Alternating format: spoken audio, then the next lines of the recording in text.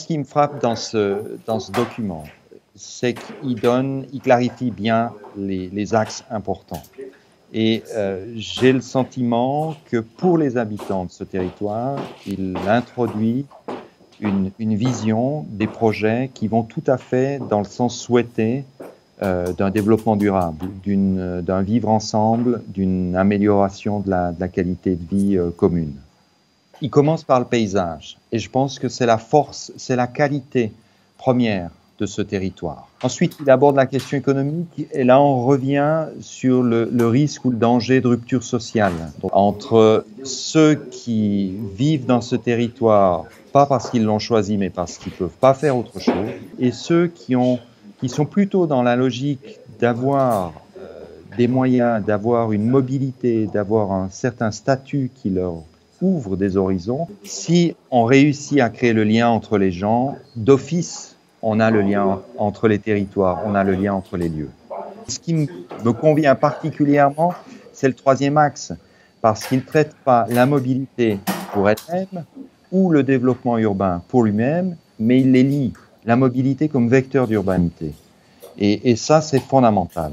Il y a une carte à jouer extraordinaire avec Éole. Tout d'un coup, à cause des temps de parcours, eh bien, la rive gauche a des qualités spécifiques et il faut construire là-dessus, il faut se concentrer là-dessus, mais ne pas lâcher la rive droite. Parmi les grandes qualités de ce territoire, moi je suis toujours époustouflé par la qualité de paysage, de verdure, quelque part c'est le fameux mythe de la ville à la campagne, quoi.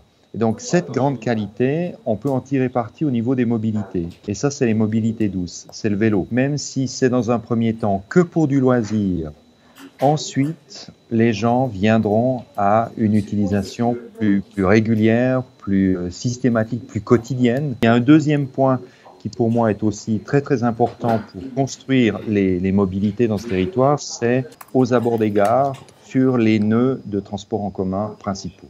Les bourgs, les quartiers sont dans un danger de ne plus avoir facilement cette animation piétonne, cette vie piétonne. Où les transports publics sont-ils déjà à un bon niveau de qualité? Où est-ce qu'on peut les améliorer? C'est là que la collectivité locale, elle a une marge de manœuvre. Elle peut faire des choix pour augmenter le nombre d'habitants, pour développer un peu plus de commerce, pour y mettre des services, des équipements. Troisième point, c'est quand même de rappeler qu'on a un territoire qui s'est formé autour de l'accessibilité voiture. C'est pas grave. Je considère que ce n'est pas un handicap. Il faut vraiment construire la ville à partir du piéton, à partir du vélo, à partir du transport en commun.